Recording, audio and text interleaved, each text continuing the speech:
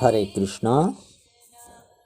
परमात्मा का आनंद स्वरूप का तीसरा भाग। अनंत काल से जीव आनंद को खोजता है। संसार के विषय जीव को सुख देते हैं, दुख भी देते हैं। इसको आनंद मिलता ही नहीं। सृष्टि का एक नियम है कि सुख के बाद दुख होता है। जो सुख भोगता है उसे भले ही इच्छा हो न हो, उसे दुख भी भोगना पड़ता है। सुख और दुख दोनों सगे भाई हैं, ये साथ साथ रहते हैं। जीवन को सुख की भूख नहीं, आनंद की भूख है। यह आनंद चाहता है, परम आनंद संसार में नहीं। आनंद ईश्वर का स्वरूप है। जहाँ जगत है वहीं सुख दुख है, जहाँ जगत नहीं वहाँ न सुख है और न ही दुख है।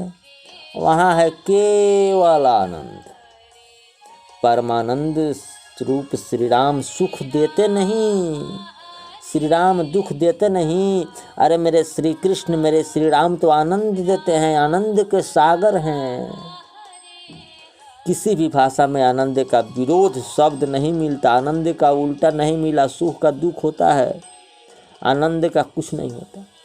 सुख का विरोधी शब्द दुख है, लाभ का विरोधी शब्द हानि है, राग का विरोधी शब्द द्वेष है, आनंद का विरोधी शब्द कुछ भी नहीं है। इसलिए परमात्मा आनंद स्वरूप हैं।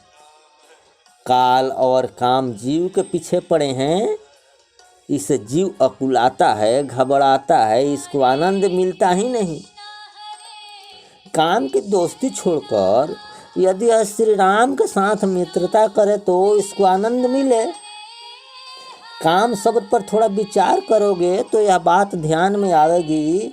क प्लस आम शब्द मिलकर काम शब्द हुआ है। क शब्द का अर्थ होता है सुख और आम शब्द का अर्थ होता है कच्चा। कच्चा सुख ही काम है और कच्चा सुख ही और सच्चा सुख ही राम है।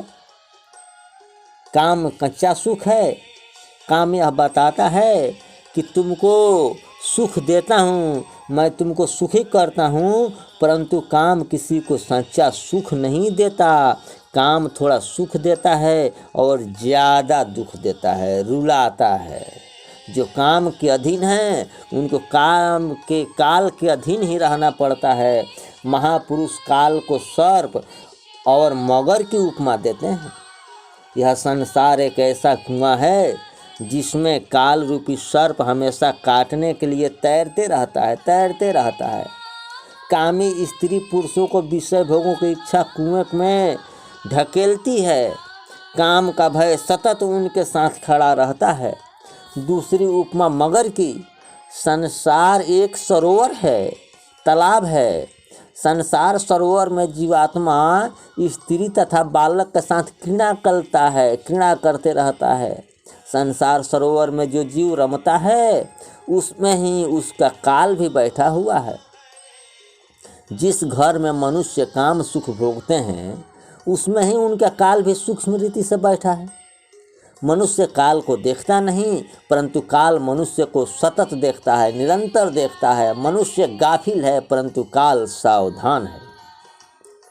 संसार रूपी सरोवर में जो काम सुख भोगते हैं उनको काल रूपी मगरमच्छ पकड़ता है। जो काम की मार खाते हैं उनको काल की मार खानी पड़ती है। मनुष्य ऐसा मानता है कि मैं काम को भोगता हूँ, परंतु यह मान्यता गलत है। मनुष्य काम को नहीं भोगता, परंतु काम मनुष्य को भोगकर उसको छीर्ण जीर्ण करता है।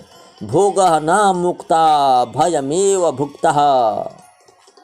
काम ऐसा तुष्ट है कि हृदय में आने के पीछे निकलता नहीं। काम एक बार अंदर प्रवेश कर जाए तो पीछे मानव का कोई उपाय चलता नहीं। काम दूर से देखता है कि जीव के हृदय में क्या है। जिसके हृदय में राम हो तो वहाँ काम आता नहीं है। बहुत चालाक है, आ सकता भी नहीं। राम न तो काम आता है। साधारणतया ऐसा नियम है कि जहाँ काम की गति है वहाँ काल की भी गति है। जहाँ काम नहीं जा सकता वहाँ काल भी नहीं जा सकता। काम भयंकर है, प्रबल है। काम का नाश काम से ही करना पड़ता है। जो परमात्मा को काम अर्पण करता है वही काम का नाश कर सकता है। काम एक कांटा है, जंगल में चलते हुए पैर में कांटा लग जाती है तब सुई कहाँ मिलेगी। कोई दूसरा कांटा हाथ में लेकर उस पैर का कांटा निकालना पड़ता है। पीछे दोनों फेंक देते हैं। कांटों को कांटों से निकालना पड़ता है। लोहे के खंड को लोहे के खंड से ठोकना पड़ता है। इसी रीति से काम को काम से ही मारना पड़ता है। लौकिक काम का नाश अलौकिक काम से करना पड़ता है। जो भगवत काम ही, जिसे प्रभु मिलन ही तीव्र अतुरता जागे, उसका काम नाश को प्राप्त होता है। जो प्रभु से मिलने के लिए जो तड़पता रहे प्रभु से मिलने के लिए, उसके काम का नाश होने में देर नहीं लगता। जो परमात्मा के अधीन रहता है वह काल के अधीन नहीं हो सकता, वह काल जा ही नहीं सकता। अरे परमात्मा तो काल के भी काल है भाई। तुमको आनंद चाहिए तो तुम श्री राम के साथ मित्रता करो, श्री कृष्ण के साथ मित्रता करो, उनके साथ प्रेम करो। काम तुम्हारा मित्र नहीं है, शत्रु है। एक न एक दिन तो तुझको निगल जाएगा। काम अनेक जन्मों से जीव को रुलाता ही आया है, काम कभी हंसाया ही नहीं। काम शत्रु होने पर भी मित्र जैसा लगता है, लोगों को समझ में नहीं आता। काम दुख भी बहुत देता है। अनादि काल से अजीव काम के अधीन होकर संसार में रगड़ता रहता है, पीसता रहता है, घिसता रहता है और काल की मार खाता रहता है, मगर संभलता नहीं। जो काम की मार खाता नहीं उसका काल भी मारता नहीं। काम की मार उस पर पड़ती है जो राम जी को नहीं देखते, राम जी के पास नहीं जाते, कृष्ण के पास नहीं जाते, कृष्ण से मित्रता नहीं करते। राम के समूह रहे तो काम की मार खावे नहीं। दीपक के सम्मुख रहोगे तो छाया पीछे रहती है, परंतु दीपक के विमुख रहोगे तो छाया आगे रहती है।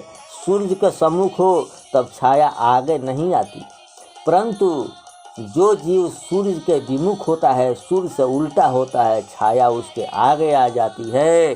तुम जब प्रभु से विमुख होते हो तो काम तुम्हारे आगे आकर खड़ा हो जाती है।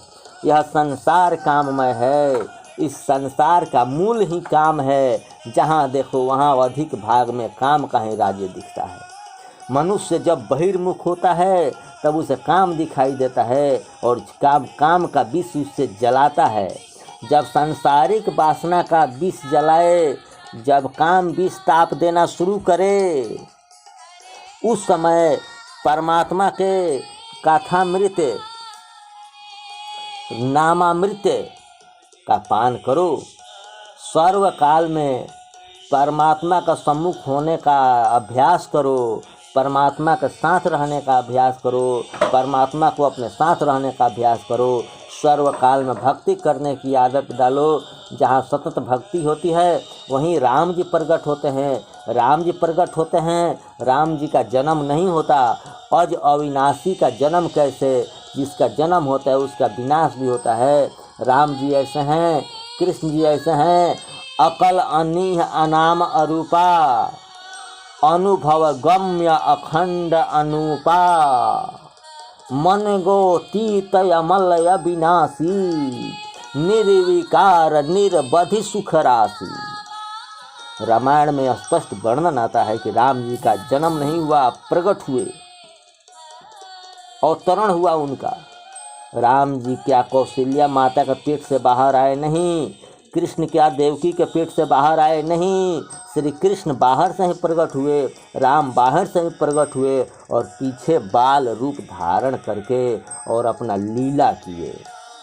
भगवान अवतार धारण करते हैं, प्रकट होते हैं। जिस रीति से तुम्हारा शरीर माता पिता का शरीर से उत्पन्न हुआ है, उस रीति से भगवान का शरीर माता पिता का शरीर से उत्पन्न नहीं होता।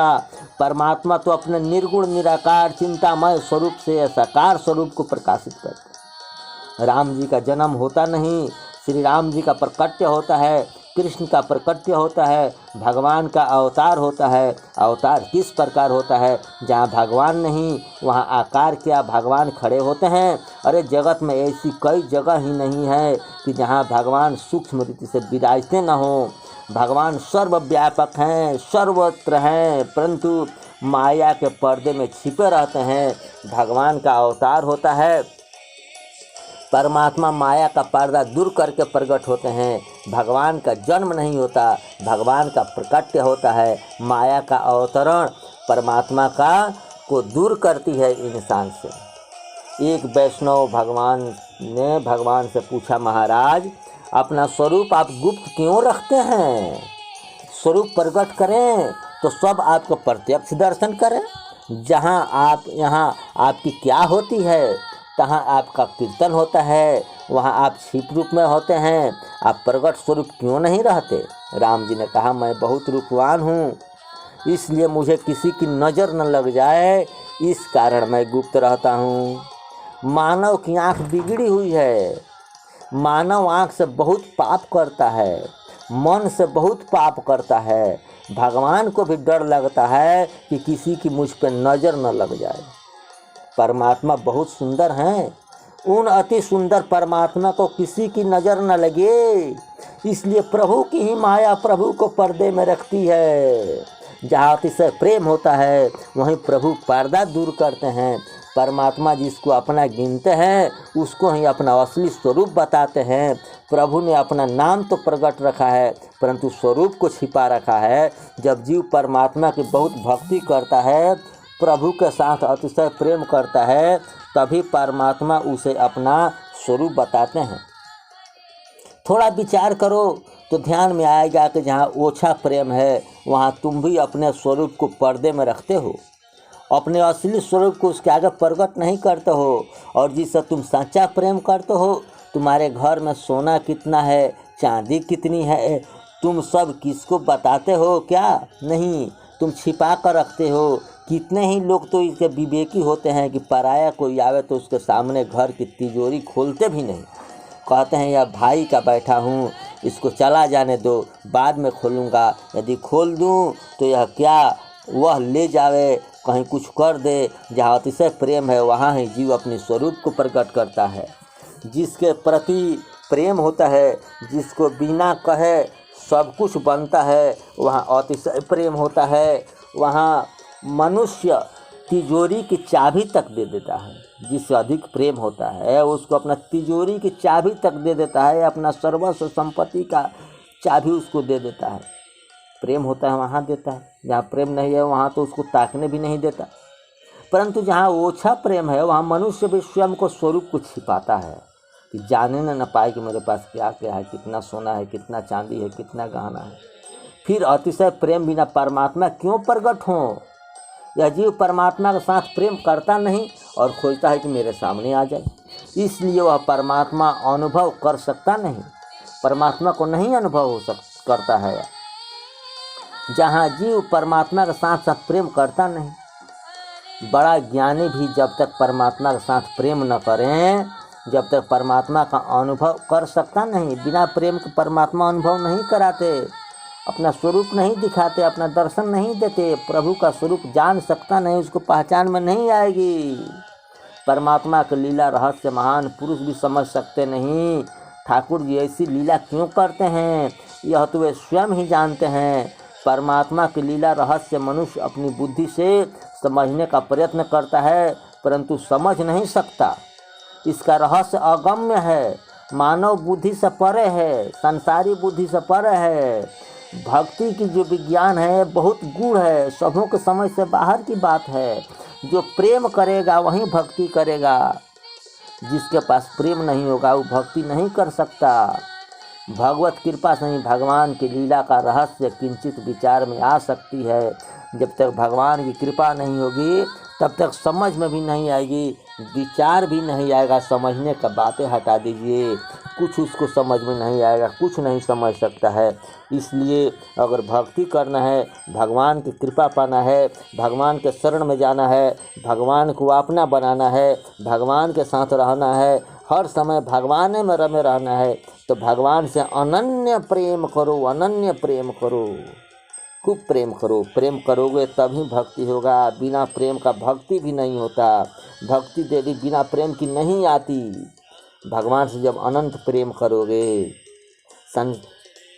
भगवान के भक्तों से अनन्य प्रेम करोगे, भगवान के दास से प्रेम करोगे तो भगवान खुश होंगे। भगवान के सेवक से प्रेम करोगे तो भगवान खुश होंगे। साधु से प्रेम करोगे तो भगवान खुश होंगे। इसलिए कि साधु रूप में, विशुद्ध भक्त के रूप में भगवान सबों के साथ रहते हैं और सबों का कल्याण करते हैं। इसलिए प्रेम करो, प्रेम करो, प्रेम करो, तभी भक्ति संभव है। और जब तक भक्ति नहीं होगी तब तक मेरे प्रभु का दर्शन नहीं होगा। हरे कृष्णा।